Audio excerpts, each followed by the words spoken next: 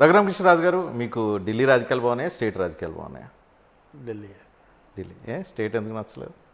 ఏం మరి నాకెందుకు మరి టూ లోకల్గా ఉన్నాయా?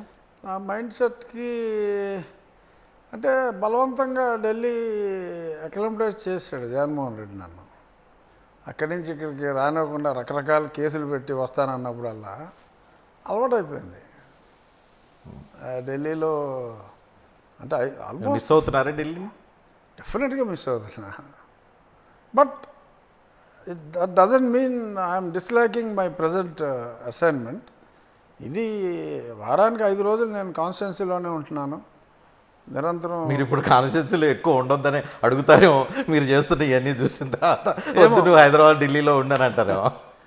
మరి ఏమన్నా ముఖ్యమంత్రి గారు నన్ను ఢిల్లీ పంపించేస్తే వెళ్ళిపోతాను. 2019 నుంచి 24 మధ్య జగన్మోహన్ రెడ్డికి మీకు మధ్య జరిగిన గొడవలు కావచ్చు, మీరు టార్గెటెడ్గా జగన్మోహన్ రెడ్డి మీద విమర్శలు కావచ్చు, ఇవి మీకు రాజకీయంగా కలిసి వచ్చిందా, లేకపోతే వ్యక్తిగతంగా మీకు ఆనందాన్ని? రాజకీయంగా నాకేం కలిసి వచ్చింది? ఏం లేదా.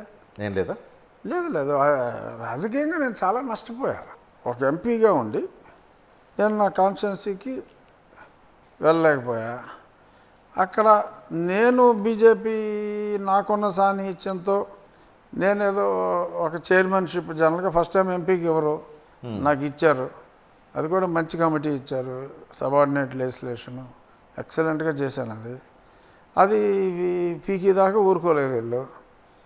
డెఫినెట్గా 3 సంవత్సరాలు నేను సోలో ఫైటర్ అనేది ఆంధ్రప్రదేశ్లో ప్రతి తెలుగోడికి తెలుసు.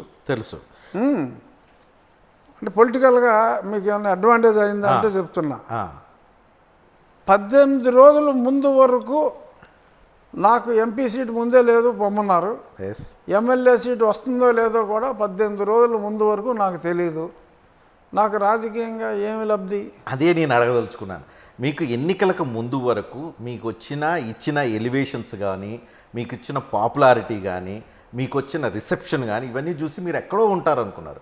చివరికి మీకు ఎంపీ టికెట్, ఎమ్మెల్యే టికెట్ రావడానికి కష్టపడి ఈరోజు ఇలా ఉన్నారు. Are you okay?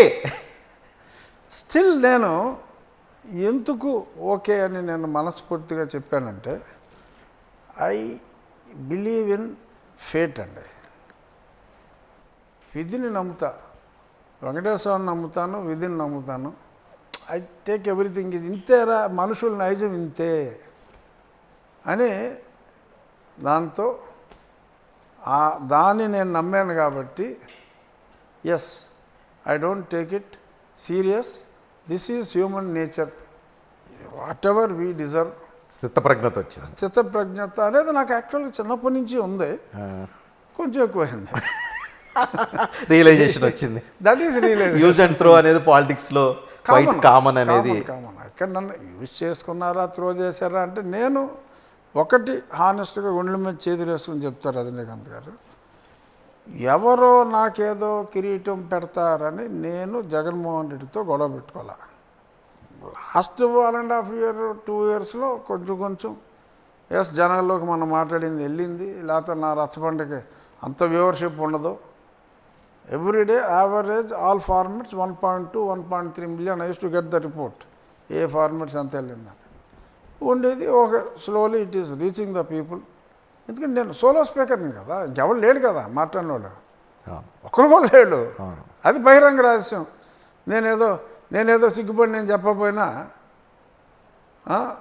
ఎక్కువ మంది క్రెడిట్ ఇచ్చినా కూడా అప్పుడు ఎవడో లేడని సంగతి అందరికీ తెలుసు ఫస్ట్ 3 years.